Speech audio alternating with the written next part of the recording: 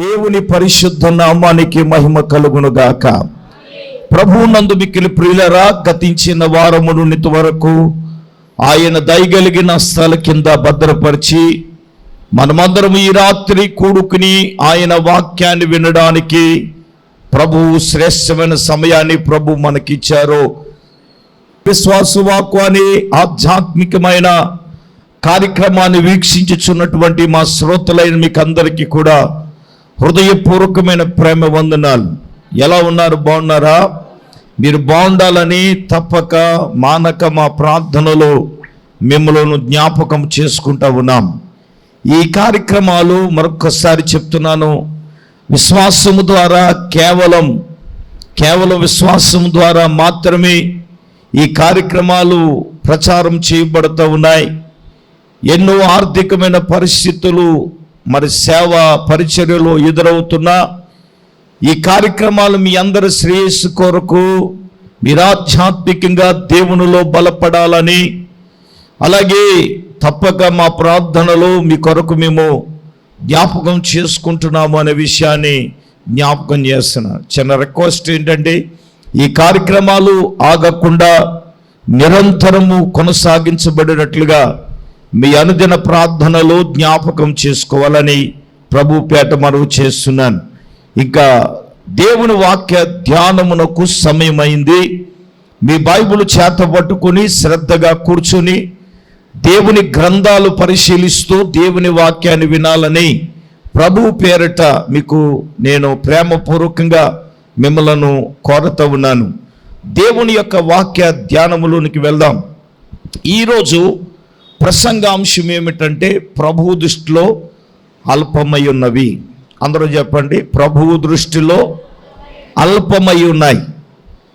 ఏందయ్యా ప్రభువు దృష్టిలో అల్పమై ఉన్నవి అంటే, మన దృష్టిలో మనకున్నటువంటి శ్రమలు కానివ్వండి, కష్టాలు కానివ్వండి, వ్యాధులు కానివ్వండి, ఇబ్బందులు కానివ్వండి, మనకు ఎదురయ్యేది మనకన్నీ కూడా పెద్దదిగానే అనిపిస్తున్నాయి.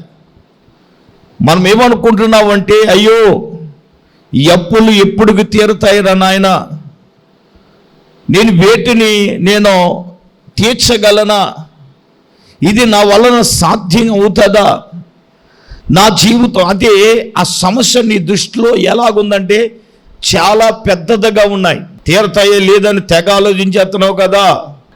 బాధలు మన దృష్టిలో ఇవి పెద్దగా ఉన్నాయిగా, అయ్యో ఈ ఎలా తీరుతాయి, నా జీవితంలో నేను వేటని ఏ విధంగా చేయగలను అని మనం అనుకుంటున్నాము కదా.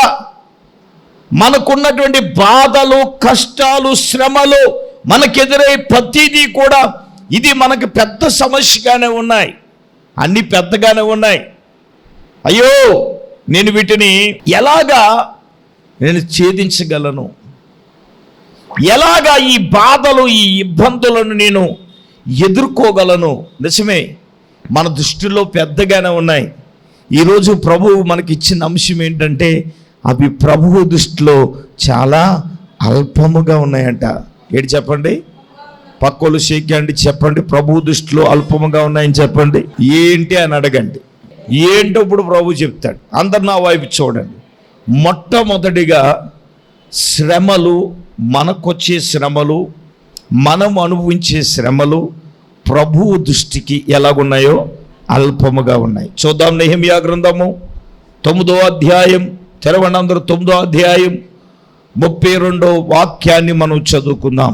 చేసిన నిబంధనను నిలుపుచు కృపచూపునట్టి మహాపరాక్రమశాలియును భయంకరుడగు మా దేవా, అర్షూరు రాజులు మొదలుకొని ఈ దినము వరకు మా మీదకిని, మా రాజుల మీదకిని, ప్రధానుల మీదకిని, మా పితరుల మీదకి, నీ జనులందరి మీదకి వచ్చిన శ్రమలన్నీ నీ దృష్టికి ఎలాగున్నాయంటే అల్పముగా ఉన్నాయి. అర్షూరు రాజు మొదలుకొని, అయ్యా ఈ దినము వరకు మా మీదకి, మా రాజుల మీదకి, మా ప్రధానుల మీదకి, మా పితరుల మీదకి, నీ జనులందరి మీదకి వచ్చిన ఈ శ్రమలన్నీ కూడా అయ్యా నీ దృష్టిలో ఎలాగున్నాయి? దేవుని దృష్టిలో ఎలాగున్నాయి? అల్పముగా ఉన్నాయట. పూర్వకాలములో ఉన్నటువంటి అర్షూరు రాజు మొదలుకొని ఇశ్రాయేలీలు అనుభవించినటువంటి శ్రమలు, ఎన్ని శ్రమలు అనుభవించారండి, ఎన్ని బాధలు అనుభవించారండి, ఎన్ని కష్టాలు వారి జీవితంలో ఎదురైనాయండి. హలో, శ్రమలు అనేవి దాని నుంచి బయటికి రాలేనంతగా ఉన్నాయి కదా. మనం అనుకుంటూ ఉంటాం, అయ్యా ఎంతకాలం అయ్యా ఈ శ్రమలో నేను అనుభవించేది, ఏదో ఒకటైంది అనుకుంటే ఒకటి వస్తున్నాయ్యా, ఇంకా నా జీవితంలో ఈ శ్రమలు తీరేది ఎట్లాగా అనే ప్రశ్నలు మనకు లేవా? ఈ శ్రమలన్నీ మన దృష్టిలో ఎలాగున్నాయి? పెద్ద గుద్దు బండల్లాగా, ఎత్తైన కొండల్లాగా, ఎత్తైన పర్వతంలాగా ఉన్నాయి కదా, లేవా? దేవుని సంగమా, దేవుని బిడ్డలారా, ఏమండి, శ్రమల లేనివాడు ఎవడో ఉండడు. మానవులమైన మన జీవితాలలో ప్రతి ఒక్క వ్యక్తి జీవితంలో ఇప్పుడు శ్రమల గుండాలే మన జీవితాలు ఉన్నాయి కదా. ఏవా మాట్లాడరే, ఉన్నాయి కదా. దేవుని మీద మనం దెబ్బలాడుతున్నాం కదా. ఈ బాధల నుంచి, ఈ కష్టాల నుంచి, ఈ శ్రమల నుంచి, అవును దేవుని బిడ్డ, నీ దృష్టిలో ఈ సమస్య, ఈ బాధ, పెళ్ళి కూడా నీకు భారంగానే ఉందే, కట్టవలసిన ఇల్లు కూడా నీకు భారంగా ఉంది, ఇది నా వల్ల కాదు, ఈ వ్యాపారం నా వల్ల కాదు, ఈ చేతి పని నా వల్ల కాదు, ఈ వ్యవసాయం నా వల్ల కాదు, నేను చేసే ఈ పని నా వల్ల కాదు.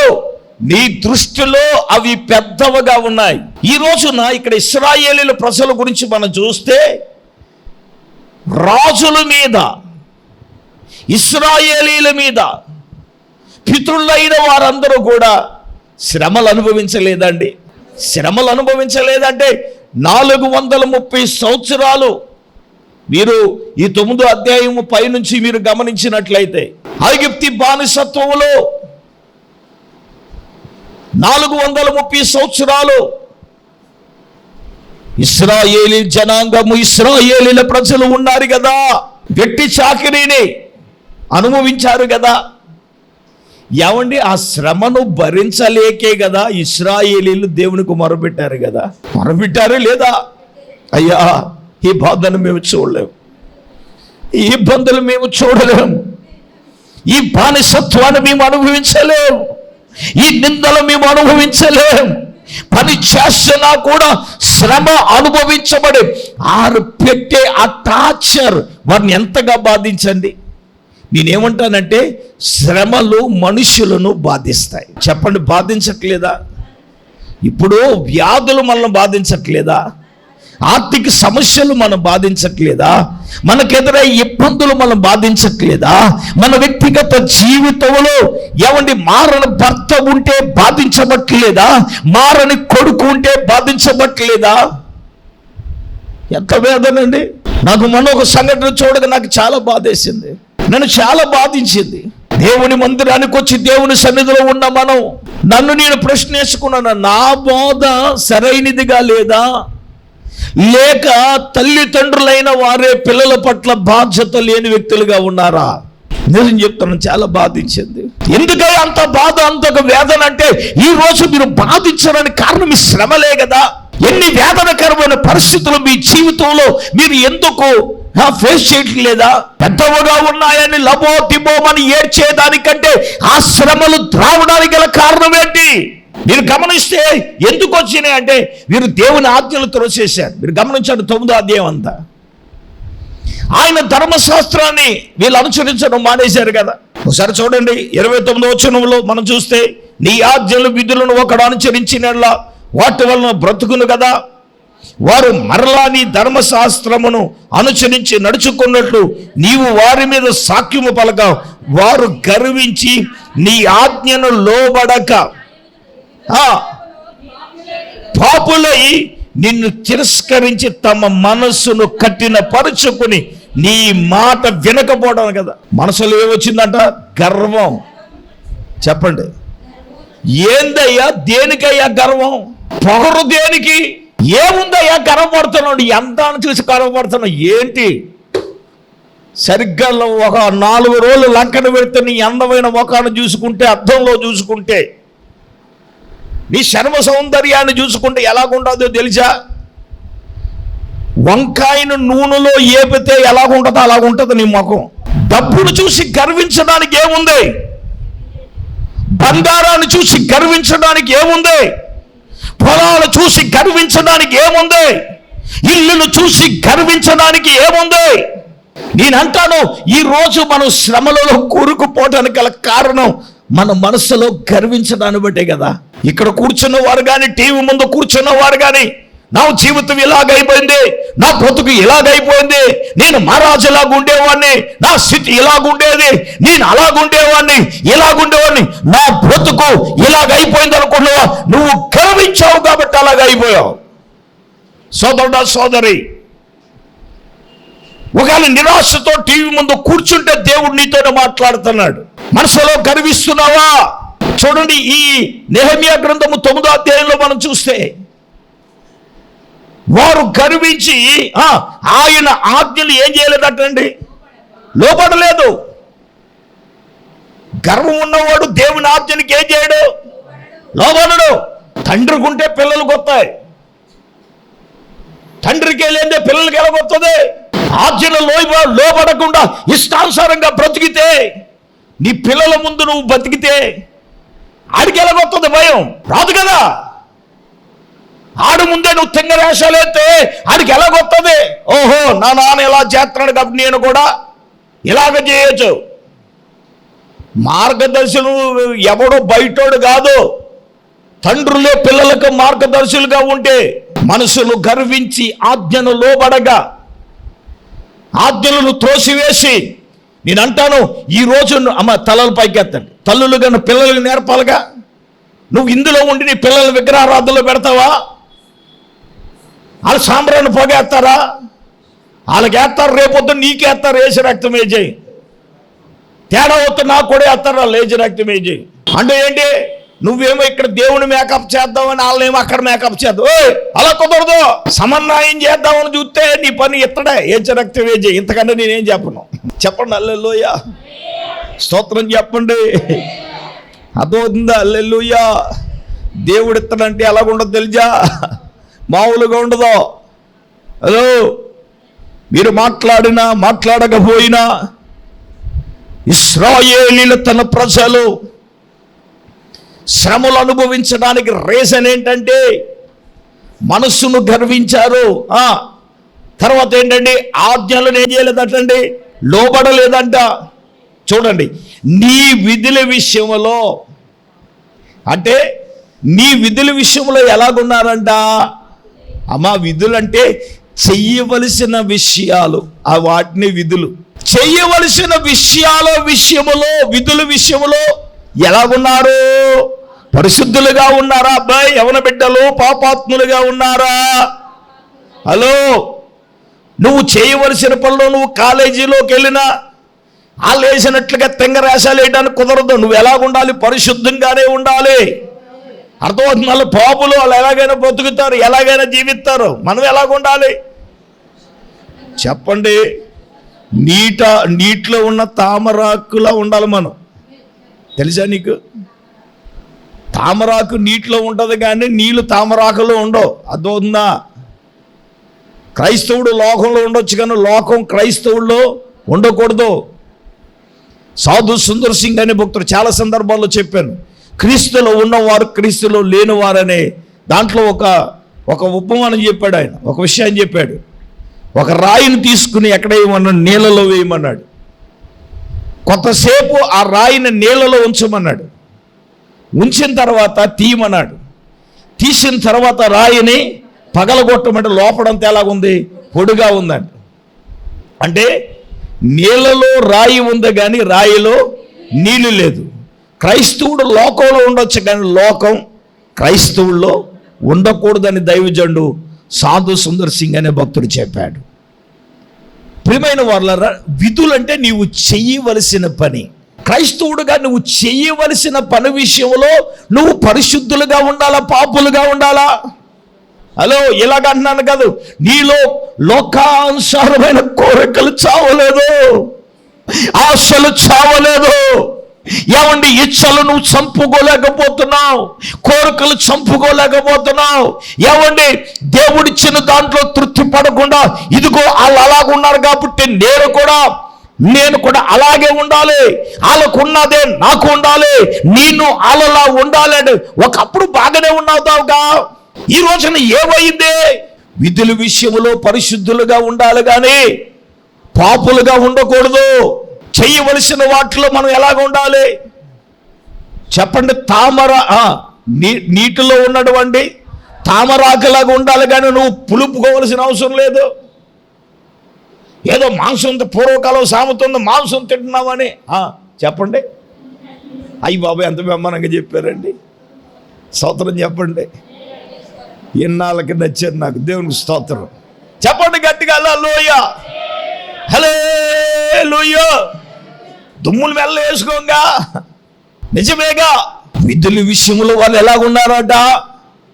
పాపులై ఉన్నారు. మరి పాపులై ఉన్నారు కాబట్టి శ్రమలు, కష్టాలు, ఇబ్బందులు. ఈరోజు నేను ఒక సేవకులతో అదే మాట్లాడాను. నేను ఎలా ఉండాలి ఏంటి అనేది మాట్లాడాను. ఈ రోజున ఇప్పుడు ఈ భౌతికమైన దీన్ని చూస్తారు, దీని వెనకాల ఎన్ని శ్రమలు ఉన్నాయి తెలుసా? లేవా? అవమానాలు లేవా? నిందలు లేవా? బాధలు లేవా? ఇప్పుడుగా ఉన్నాయి. దేవునికి స్తోత్రం. కనపడవయి ఈ భౌతికమైన చర్చలు చూస్తారు కానీ దీని వెనకాల ఏముంది? నేను అంటాను అది మన దృష్టిలో పెద్దగానే ఉండొచ్చు, కానీ ప్రభువు మాట్లాడేదంటే అది ప్రభువు దృష్టిలో నీకున్న శ్రమ అల్పమైనది అని దేవుడు ఈ రాత్రి చెప్పమంటున్నాడు. హల్లెలూయా చెప్పండి, హల్లెలూయా, హల్లెలూయా. విధుల విషయములో వారు ఏమై ఉన్నారట? పాపులై ఉన్నారట. ఇంకా చదవండి, నిన్ను తిరస్కరించారట. ఏంటమ్మా? దేవుణ్ణి తిరస్కరించడం ఏంటి నాన్న? బ్రతికి ఉన్నామంటే దేవుణ్ణి బట్టే కదా, అంతే కదా. తింటున్నామంటే దేవుని బట్టే కదా. ఇంకా చూసినట్లయితే తమ మనస్సులను కఠినపరుచుకుని ఆయన మాటను వినకపోయారంట. ఇప్పుడు నేను అంటాను, ఇశ్రాయేలీల ప్రజలు ఈ శ్రమలు రావడానికి గల కారణాలు మీ ముందు నేను పెట్టాను. చూడండి, ఇవన్నీ కూడా శ్రమలు కలగజేసినాయి. నాన్న వినండి, హలో, ఈ శ్రమలు, ఈ బాధలు, ఈ కష్టాలు, ఈ ఇబ్బందులన్నీ కూడా వాళ్ళ దృష్టిలో చాలా పెద్దగా ఉన్నాయట. కానీ ఒక మాట స్టార్టింగ్లో ఉంది, అదేంటి తెలుసా? నేను చేసిన నిబంధన నిలుపుచు కృపచూపునటువంటి, చూడండి, మహాపరాక్రమయు భయంకరుడగు దేవుడు. దేవునికి స్తోత్రం. నిబంధన నీ ఎడల నిలుపుచున్నాడు. ఈ మాట నోట్ చేసుకోవాలి.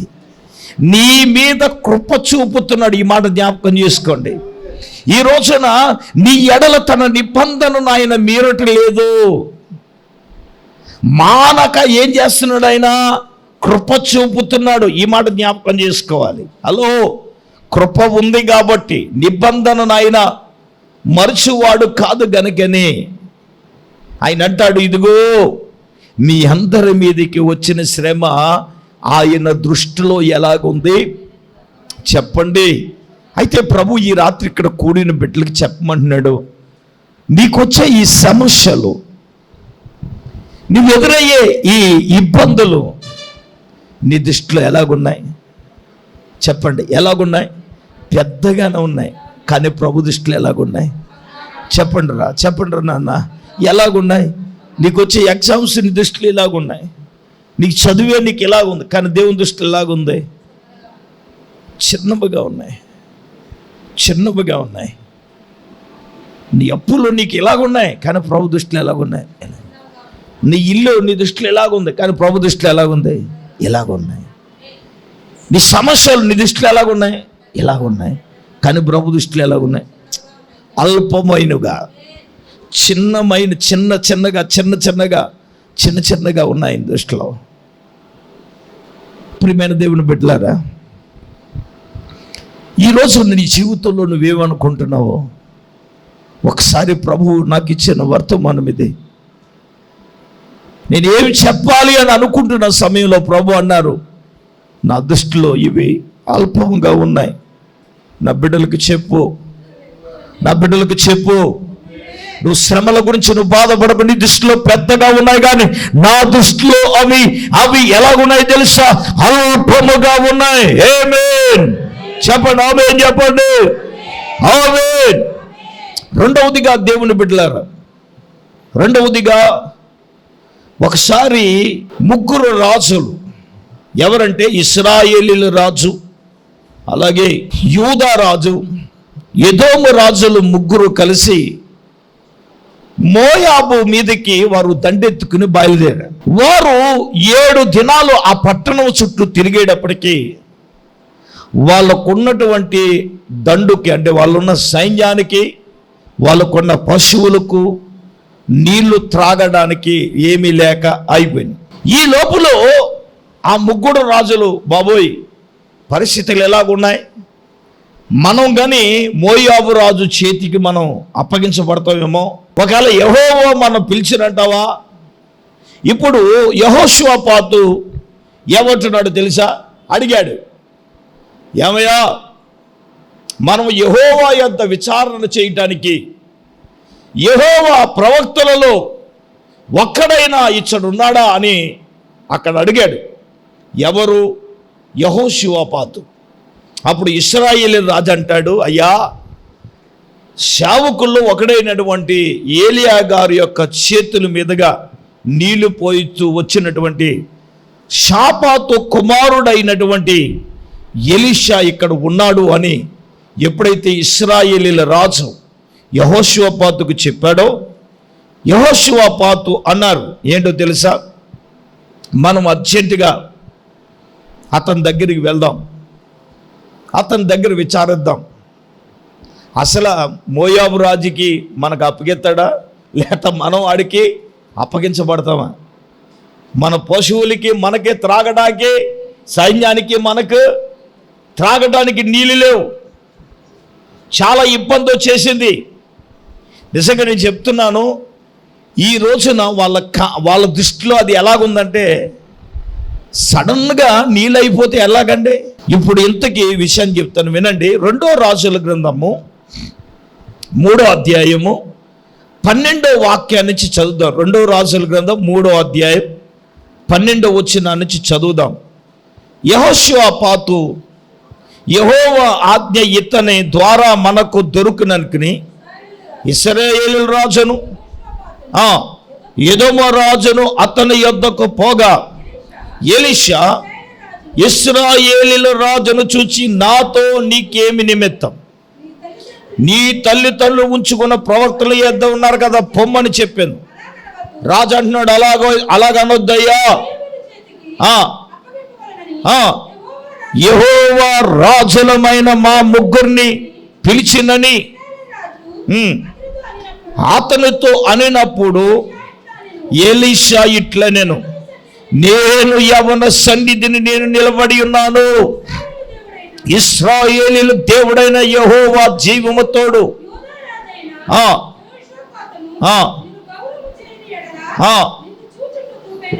ఓకే ఒప్పుకోపోదును.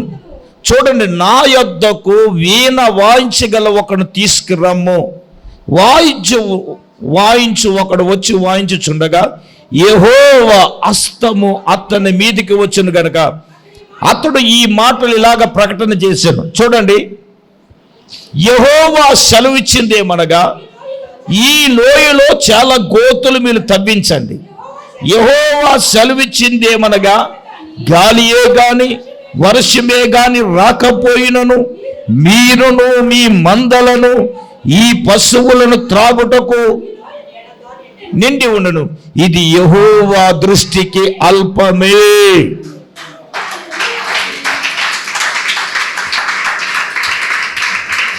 విషయం ఏంటంటే దేవుడు మాట్లాడుతున్నాడు, అర్థమవుతుందా? విషయం ఏంటంటే వీళ్ళ ముగ్గురు రాజులకి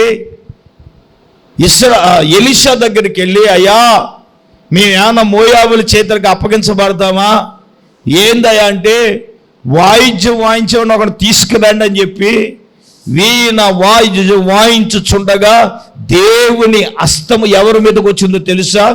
ఎలీషా మీదకి రాగా అన్నాడు, రే దేవుడు సెలవిచ్చింది ఏమనగా మీరు లోయలోకి వెళ్ళి గోతులు తవ్వండి. ఏమన్నాడు? అందరు ఇక్కడి నుంచి గమనించారు. లోయలోకి వెళ్ళి ఏం తవ్వమన్నాడు? ఏంటో తెలిసి గోతులు విశ్వాసం అనే గోతులు తవ్వాలి. ఏం తవ్వాలి? ఎందుకు విశ్వాసం అని పేరు పెట్టానంటే నెక్స్ట్ వచ్చాను అన్నాడు, గాలియే కానీ వర్షమే కానీ రాదు కానీ ఆ గోతుల్లో నీళ్ళు ఉంటాయి అన్నాడు. దేవునికి స్తోత్రం. మీరు అడగొచ్చు, ఏంటయ్యా గోతులు తవ్వేది? దేవుడని యెహోవా సెలవిచ్చిందేమనగా మీరు వెళ్ళి ఏం తవ్వాలి? చెప్పండి, ఏం తవ్వమన్నాడు? గొయ్యలు తవ్వండి. కానీ ఏమి రాదట? గాలియే గాని వర్షమే గాని రాకపోయినా నీ మందలు మీ పశువులు త్రాగుటకు ఈ లోయలో నీళ్ళ ఉండను. వీళ్ళు అమాయకంగా చూస్తున్నారు, ఏంట్రా బాబు ఈ నెల్లు అడిగితే ఇల్లంట గొయ్యలు తవ్వాలంట, గాలి రాదంట, వర్షం రాదంట. మన తెలుగులో సామెత ఉన్నట్టు లేదు లేదు లేదు ఈ లేదు ఏం అనలే. చెప్పండి అమ్మయ్య, చాలు, స్తోత్రం. చెప్పండి గట్టిగా, లోయ. ఇప్పుడు ఇది అలాగే ఉంది. వెళ్ళే లోయలో గొయ్యలు తవ్వండి. ఓకే, గాలియే కానీ, చెప్పండి, గాలియే కానీ వర్షమే కానీ రాదు కానీ గోతులే ఉంటాయి, త్రాగటానికి ఏముంటాయి? నిజమే కదా, ఆశ్చర్యంగా ఉంటుంది కదా. వాళ్ళే కాదు మనకి అలాగే ఉంటుంది.